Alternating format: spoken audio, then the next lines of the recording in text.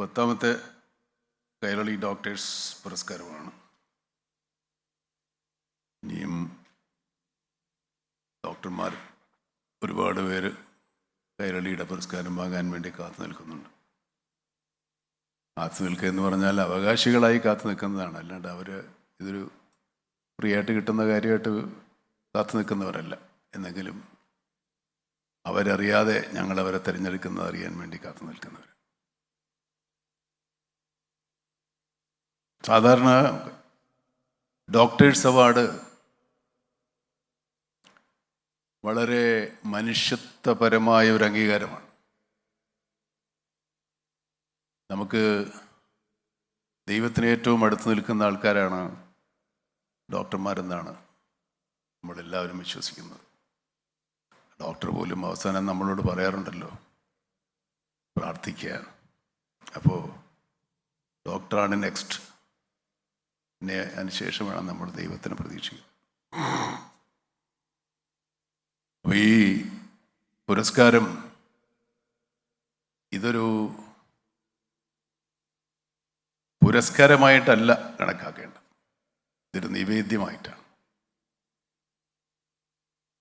നമ്മുടെ ഡോക്ടർമാരെ കാണപ്പെടുന്ന ദൈവമായിട്ട് കണക്കാക്കുകയാണെങ്കിൽ അവർക്ക് നമ്മൾ നൽകുന്നത് പുരസ്കാരങ്ങളല്ല, നിവേദ്യമാണ്, പ്രാർത്ഥനകളാണ്.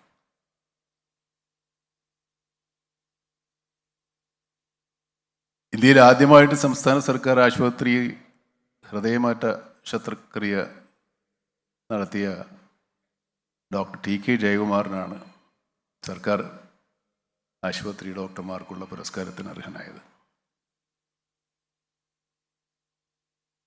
അദ്ദേഹത്തിനെ പറ്റി പറഞ്ഞപ്പോൾ മനോജ് വെളനാട് ഒരുപാട് വാചാലനായിരുന്നു. അതിൽ തന്നെ പക്ഷേ ഡോക്ടർ ജയകുമാറിൻ്റെ മഹത്വം നമ്മൾക്ക് മനസ്സിലാവും. ഹൃദയം മാറ്റിവെക്കുക എന്നൊക്കെ പറഞ്ഞ് നമ്മൾ കേട്ടുകേഴ്വിയേ ഉള്ളൂ ഒരു കാലത്തൊക്കെ. ചെറിയ ചെറിയ കാര്യങ്ങൾ പോലും മാറ്റിവെക്കാൻ സാധിക്കാതെ നമ്മുടെ പൂർവികരായ ഒരുപാട് മനുഷ്യർ നമ്മുടെ ആധുനിക വൈദ്യശാസ്ത്രത്തിൻ്റെ വളർച്ച ഇത്രത്തോളം എത്താത്ത കാലത്ത് വളരെ ചെറുപ്പത്തിലെ നിസ്സാര രോഗങ്ങളുടെ പേരിൽ ലോകം വിട്ടു പോകേണ്ടി വന്നിട്ടുണ്ട്. പക്ഷെ ഇന്ന് അതല്ല. ഈ ആധുനിക വൈദ്യശാസ്ത്രത്തിൻ്റെ വളർച്ച നമ്മുടെ ആയുസ് വർദ്ധിപ്പിച്ചിട്ടുണ്ട്. ഇന്ത്യയിലെ ലോഞ്ചിവിറ്റി 70-നും 80-നും അടുത്തൊക്കെ എത്താറായി. ഇന്ത്യക്ക് സ്വാതന്ത്ര്യം കിട്ടുന്ന കാലത്ത് 40-45 വയസ്സ് വരെ ആയിരുന്നു നമ്മുടെ ലോഞ്ചിവിറ്റി. അതിന് പ്രധാനപ്പെട്ട ഒറ്റ കാരണം നമ്മുടെ ആധുനിക വൈദ്യശാസ്ത്രത്തിന് നമ്മുടെ നാട്ടിലുണ്ടായ വളർച്ചയാണ്. ലോകത്തിലെ ഏറ്റവും ചെറിയ കണ്ടുപിടുത്തങ്ങൾ പോലും അതിനെപ്പറ്റി അന്വേഷിച്ച് കണ്ടുപിടിച്ചത് പരിശീലിച്ച് നമ്മുടെ രോഗികൾക്ക് ആ ചികിത്സ എത്തിക്കുന്ന ഡോക്ടർമാരാണ് നമ്മളെ കൂടുതലും. ഞാൻ കുറെ കാലത്തേക്ക് ഒരു രോഗിയായിരുന്നു, രോഗമുക്തനാണെന്നാണ് എൻ്റെ വിശ്വാസം. ആ സമയത്ത് എനിക്കുണ്ടായ ചികിത്സയും ഡോക്ടർമാരും മറ്റു നഴ്സുമാരും പരിചാരകരും ഒക്കെ എന്നെ ശുശ്രൂഷിച്ചതൊക്കെയാണ് ഓർക്കുന്നത് ഇപ്പോഴും. ഞാനൊരു പ്രമുഖനായതുകൊണ്ട് മാത്രമായിരുന്നില്ല. ഞാൻ എൻ്റെ രോഗത്തിൻ്റെ വലിപ്പം ഒന്നും അവർ അത്രത്തോളം എന്നോടും പറഞ്ഞിട്ടില്ല. അങ്ങനെ ഒരു വലിപ്പം ഉണ്ടായിരുന്നില്ല എന്നാണ് എൻ്റെ അനുഭവത്തിൽ നിന്ന് ഞാൻ മനസ്സിലാക്കിയത്. പക്ഷേ ചികിത്സിക്കുക, അതുപോലെ ഒരു അത്ര നല്ലതല്ലാത്തൊരു രോഗം നമ്മുടെ ശരീരത്തിനെ ബാധിക്കുമ്പോൾ നമുക്കുണ്ടാകുന്ന മാനസിക സംഘർഷങ്ങൾ ആദ്യകാലത്തുണ്ടാകും, പിന്നെ നമ്മളത് പഠിച്ചിരിക്കും. പക്ഷെ ഞാനത് പറയുകയാണ്, ഡോക്ടർമാരും രോഗികളുമായിട്ടുള്ള ബന്ധം. ഒരു ഡോക്ടറും എന്നോടൊരു പിന്നെ നെഗറ്റീവായിട്ടൊരു വാക്കുപോലും പറഞ്ഞിട്ടില്ല. കേൾക്കുമ്പോൾ പേര് കൊണ്ട് പേടിപ്പിക്കുന്നതാണെങ്കിലും അവരെന്നെ ഒന്നും പറഞ്ഞ് പേടിപ്പിച്ചിട്ടില്ല.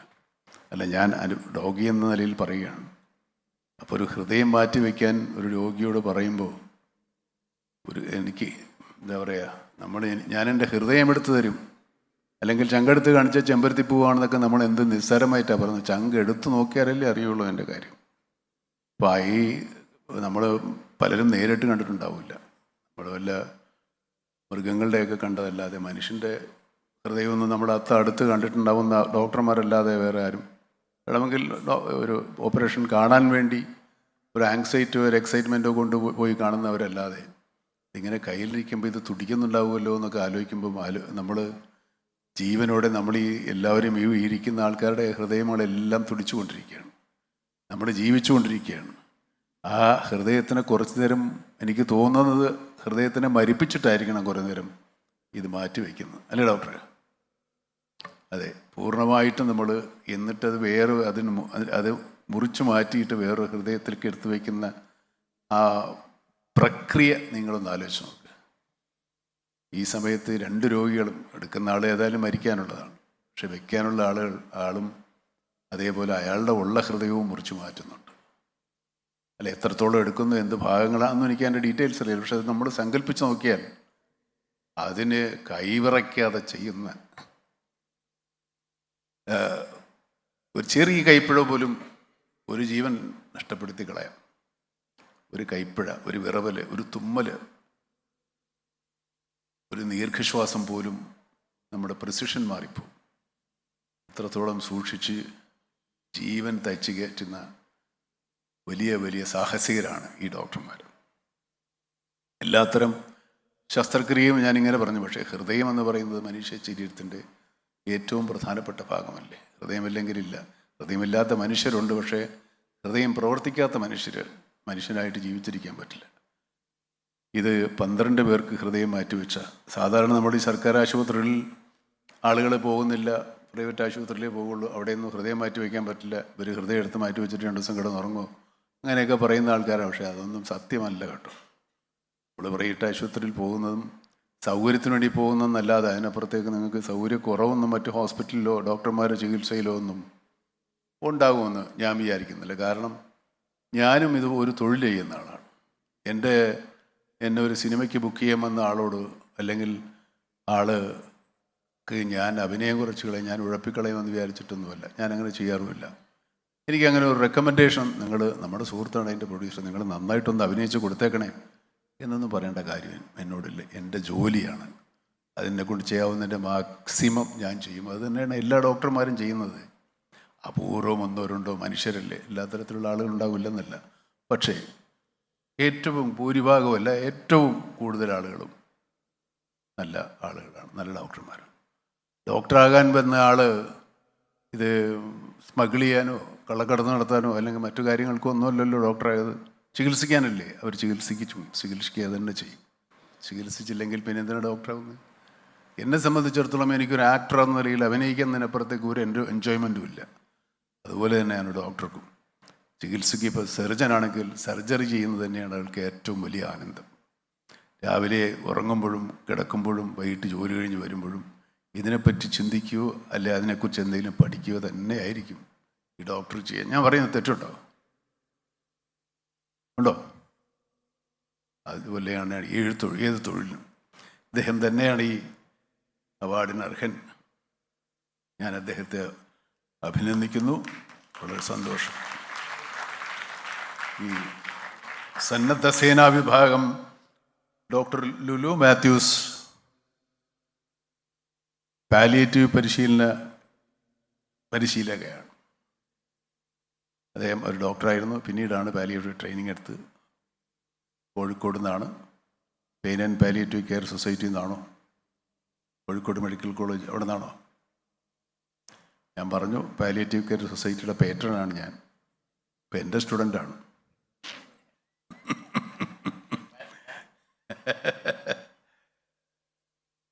ഞാനവിടെ വന്നത് പാലിയേറ്റീവ് കെയർ അവിടെ വന്നതാണ്. ആ സമയത്ത് സൊസൈറ്റിയിൽ വന്ന അവിടെ കോഴിക്കോട് വന്നതാണ്. ആ പാലിയേറ്റീവ് എന്ന് പറയുന്ന ഒരു ചികിത്സാ രീതി കേരളത്തിലൊന്നും അത്ര പരിചയമില്ല. അത് കൊണ്ടുവരികയും ഒരുപാട് പേർക്ക് പരിശീലിപ്പിക്കുകയും അതൊരു ആധുനിക ചികിത്സാ മാർഗമാണ്. ചികിത്സയല്ല, അത് സാന്ത്വന ചികിത്സയാണ്. അതിന് മരുന്നങ്ങനെയോ കാര്യമായിട്ടില്ല, അല്ല മോർഫിൻ, അങ്ങനെ വേദനാസംഹാരികൾ മാത്രമേ ഉള്ളൂ. ചികിത്സ എന്ന് പറയുന്ന സാന്ത്വനം, ഡോക്ടർമാർ പറയുന്ന പോലെ തന്നെയല്ല, ചികിത്സയും സാന്ത്വനവും വേണം. നമ്മളവരെ ആശ്വസിപ്പിക്കണം. വേദനയുള്ള ആൾക്കാരോട് പറയണം ഇതൊന്നും കുഴപ്പമില്ല, ഇപ്പോൾ മാറുമെന്ന് പറഞ്ഞ് നമ്മൾ സമാധാനിപ്പിച്ചില്ലെങ്കിൽ ഒരു രോഗി പോലും രക്ഷപ്പെട്ടു പോകില്ല. കാരണം ജീവിതത്തിൽ പ്രതീക്ഷ എന്ന് പറയുന്നത് ഇല്ലെങ്കിൽ നമുക്ക് ജീവിക്കാൻ പറ്റില്ല. നമ്മൾ മരിക്കുന്നത് തന്നെ പരലോകം ഉണ്ടെന്നുള്ളൊരു പ്രതീക്ഷയിലാണ്, അല്ലേ? അതുകൂടെ ഇല്ലായിരുന്നെങ്കിൽ എന്തായിരുന്നു നമ്മുടെ അവസ്ഥ? അപ്പോൾ ആ പ്രതീക്ഷകൾ ഒട്ടും കൈവിടാതിരിക്കാൻ വേണ്ടി എല്ലാ ആളുകളും, ഇപ്പോൾ എനിക്കറിയാവുന്ന 1-2 പേർക്ക് അവർക്ക് ഈ സ്ട്രോക്കൊക്കെ വന്നാലേ പാലിയേറ്റീവ് കെയർ തന്നെ പറ്റുള്ളൂ. ഹോസ്പിറ്റലിൽ ഇട്ടുകൊണ്ടിരുന്നു കഴിഞ്ഞാൽ ഒരുപാട് പണച്ചെലവ് കൂടുതലാണ്, പിന്നെ നോക്കാൻ ആളുകൾ വേണം.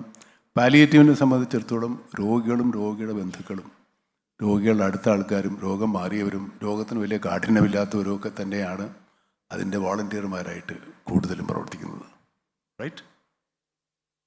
അത് തന്നെ വലിയൊരു അത്ഭുത ലോകമാണ്. ഞാൻ ഈ പാലിയേറ്റീവ് കെയറിൽ പോകുന്നത് എനിക്ക് വലിയ വിഷമമാണ്. കാരണം ഇത് നമ്മളിതിൻ്റെ പേട്ടറാണെന്നൊക്കെ പറഞ്ഞ് കഴിയാമെന്നല്ലാതെ അവിടെ പോയി നിൽക്കാനും ഇത് കണ്ടു നിൽക്കാനും ഒക്കെ ഉള്ള മാനസികാവസ്ഥയിലുള്ള ആളല്ല ഞാൻ. അതുകൊണ്ട് അധികം നേരം ഞാൻ പോകില്ല. ഈ കുട്ടികളുടെ അവസ്ഥയും ഇവർക്കൊന്നും നമ്മളെപ്പോലെ അന്നൊക്കെ അത്രത്തോളം സാമാന്യ ജനത്തിനുള്ള സാമാന്യമായ ആരോഗ്യമല്ല എന്നുള്ളത് അറിയുമ്പോൾ വിഷമം ഉണ്ടാവും. പക്ഷെ എന്നാലും അതിന് ഇറങ്ങുന്ന ആളുകൾ വളരെ വളരെ വലിയ മനസ്സുള്ളവരായിരിക്കണം. അതിൻ്റെ ഒരു ഡോക്ടർക്ക് തന്നെ ഈ അവാർഡ് കൊടുക്കുകയും എനിക്ക് പറഞ്ഞാൽ അറിയുന്ന ഒരാളാണ് എന്നറിയുന്നതിലും വളരെ സന്തോഷമുണ്ട്. കൺഗ്രാജുലേഷൻസ്. ഇതൊരു അവാർഡല്ല, ഞാൻ പറഞ്ഞില്ലേ, ഇത് ഞങ്ങളുടെ ഒരു നിവേദ്യമായിട്ട് കണ്ടാൽ മതി. പിന്നെ പറയാനുള്ളത് മനോജ് വെള്ളനാടിനോടാണ്. മനോജ് വെള്ളനാട് ഒരു വലിയ മാതൃകയാണെന്നാണ് എനിക്ക് തോന്നുന്നത്. നമ്മളൊരു മനസ്സിലൊരു ആഗ്രഹം തോന്നിയാൽ ലോകം മുഴുവൻ ആഗ്രഹം സാധിച്ചു തരാൻ നമ്മുടെ കൂടെ നിൽക്കുമെന്ന് പൈലോക്കേലോയെ പറ്റി പറഞ്ഞ് എല്ലാവരും ആവർത്തിച്ച് പറയുമെന്നല്ലാതെ അങ്ങനെ ആരും ശ്രമിക്കാറില്ല. ചിലർ ഭയങ്കര നിരാശരാകും, ഡിപ്രഷൻ ഉണ്ടാകും, പിന്നെ അതിന് മരുന്ന് കഴിക്കുക. അങ്ങനെയല്ലാതെ നമ്മുടെ ജീവിതത്തിൽ നമ്മൾ നമ്മുടെ ലക്ഷ്യം നിറവേറ്റാൻ നല്ല മാർഗങ്ങളിലൂടെ ഏത് പരിശ്രമവും ഏത് കഠിനശ്രമങ്ങളും എന്തെല്ലാം പരാജയങ്ങളും എന്തെല്ലാം തിരിച്ചടികളും ഉണ്ടായാലും അതിനെയെല്ലാം അതിജീവിക്കാനും നേരിടാനുമുള്ള ഒരു കരുത്തുണ്ടാവുകയും നമ്മളത് നേടിയെടുത്തതിന് ശേഷം നമ്മളത് ആഘോഷിക്കാതെ അത് ആസ്വദിക്കാതെ അതൊരു ചുമതല എന്ന നിലയിൽ നിർവഹിച്ചു പോകുന്നയാളാണ് ഡോക്ടർ മനോജ് വെള്ളനാട്. അദ്ദേഹം ഡോക്ടറായിട്ട് ഇപ്പോൾ വാടക വീട്ടിലാണ് താമസിക്കുന്നത്. അദ്ദേഹത്തിന് അത് ആഗ്രഹം ഉണ്ടാകും. വേറെ ചില ഡോക്ടർമാരിപ്പോൾ 4 ചില വലിയ കെട്ടിടങ്ങളിലൊക്കെ ജീവിക്കുന്നുണ്ടാകും, അതില്ല. പക്ഷേ മനോജിനെ സംബന്ധിച്ചിടത്തോളം ആതുര ശുശ്രൂഷ, ആതുര സേവനം തന്നെയാണ് അദ്ദേഹത്തിൻ്റെ ലക്ഷ്യം. അത് അദ്ദേഹം നിറവേറ്റിക്കൊണ്ടിരിക്കുകയാണ്. നമ്മൾ ഒരു ലക്ഷ്യത്തിലെത്തി അവിടെ ഇറങ്ങി നിൽക്കുകയല്ലല്ലോ ചെയ്യുന്നത്. It's going on. അതൊരു പ്രോസസ്സാണ്, ഒരു യാത്രയാണ്. ആ യാത്രയിൽ മനോജിൻ്റെ മോൻ വളരെ വളരെ ക്യൂട്ടായിട്ടുള്ള കുട്ടിയാണ്. ഞാൻ അവനോട് ചോദിച്ചു, അച്ഛനെപ്പോലെ ഡോക്ടറാവണമെന്ന് പറഞ്ഞിരിക്കുകയാണ്. ആകാമെന്ന് സമ്മതിച്ചിട്ടുണ്ട്. ചിലകളം വലിയ ഡോക്ടറാവണം. നല്ല കുടുംബമാണ്, നന്നായിരിക്കട്ടെ. നമ്മൾ ആദരിക്കേണ്ട ആൾ ജീവിച്ചിരിപ്പില്ല. ആ കുട്ടി അറിഞ്ഞിട്ടില്ല അവളെ ഇത്രയും പേര് ആദരിക്കുന്നത്. അവൾ ചെയ്ത മഹൽകൃത്യം അവൾ അറിഞ്ഞിട്ടില്ല. അവൾ ചെയ്ത ത്യാഗം, അവൾ ചെയ്ത സേവനം ഒന്നും അവൾക്ക് മനസ്സിലായിട്ടില്ല. അവൾ ഓർക്കുക പോലുമില്ല. ഒരുപക്ഷെ നമ്മളൊക്കെ വിശ്വസിക്കുന്നതോ വിചാരിക്കുന്നതോ പോലെ മറ്റു ലോകത്തോര് അവൾ വളർന്ന് വലിയ കുട്ടിയായി വലുതാവുമ്പോൾ അവളിതൊക്കെ ഓർത്തിച്ചിരിക്കുന്നുണ്ടാവും. ഞാൻ ഒരാളല്ല, ഞാൻ 5 പേരാണ്. 5 പേരിലാണ് ഞാൻ ജീവിക്കുന്നത് എന്ന് പറയുന്നത് നമുക്ക് സങ്കല്പിക്കാൻ പറ്റില്ല. വലിയൊരു ആശയമാണത്. നമ്മൾ സാധാരണ എല്ലാവരും അവയവദാനത്തിനൊക്കെ എഴുതി കൊടുക്കുമല്ലോ. ഈ കുട്ടി എഴുതി കൊടുത്തിട്ടില്ല. അവളുടെ അച്ഛനും അമ്മയാണ് തീരുമാനിച്ചത്. ഒരു കുട്ടി നമ്മൾ വളർത്തിക്കൊണ്ടുവന്ന ആശയോടെ ആഗ്രഹത്തോടെ വളർത്തിക്കൊണ്ടുവരുന്ന കുട്ടിക്ക് നമുക്ക് ചികിത്സിച്ച് പൂർത്തിയാക്കാൻ പറ്റാത്തൊരു രോഗം വന്ന് മരിച്ചു പോകുമ്പോൾ നമുക്ക് ഒരുപാട് വിഷമമുണ്ടാവും, വേദനയുണ്ടാവും, അതിനെ പിരിയാൻ ഒരുപാട് ദുഃഖമുണ്ടാവും. പക്ഷെ ഇങ്ങനൊരു കടുത്ത തീരുമാനമെടുക്കാൻ സാധാരണ മനുഷ്യൻ്റെ മനസ്സല്ല വേണ്ട. എന്താ പറയുക, ഇത്രത്തോളം മനുഷ്യസ്നേഹത്തിൻ്റെ ഒരു വലിയ മാതൃകയാണ്. നമുക്കൊന്നും ഒരുപക്ഷെ അങ്ങനെ ചെയ്യാൻ സാധിച്ചില്ല എന്ന് വരാം. നമുക്കൊന്നും അത്ര വലിയ മനസ്സുണ്ടായി എന്ന് വരില്ല. ഈ എബ്രഹാം പറയുണ്ടായി, ഞങ്ങൾ അവാർഡുകൾ വാങ്ങാൻ പോകാറില്ല. അവാർഡല്ല എബ്രഹാം ഇത്.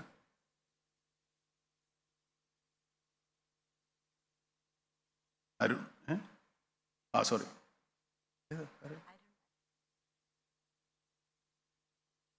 ആലിൻ ഷെറിൻ എബ്രഹാം എന്നുള്ള എഴുതിയിരിക്കുന്നു.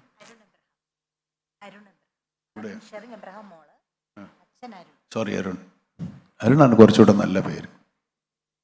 എബ്രഹാം എന്നൊക്കെ ഇഷ്ടപ്പെട്ട് പറയുന്നതിനേക്കാളും ഇത് അരുൺ. നിങ്ങൾക്ക് തരുന്ന, അല്ലെങ്കിൽ നിങ്ങൾക്ക് രണ്ടുപേർക്കും കൂടെ തരുന്നൊരു അവാർഡല്ല ഇത്. നിങ്ങളുടെ മനുഷ്യത്വത്തിന് മുമ്പിൽ കൈരളി നൽകുന്ന പ്രണാമമാണ്, ആദരം. Thank you.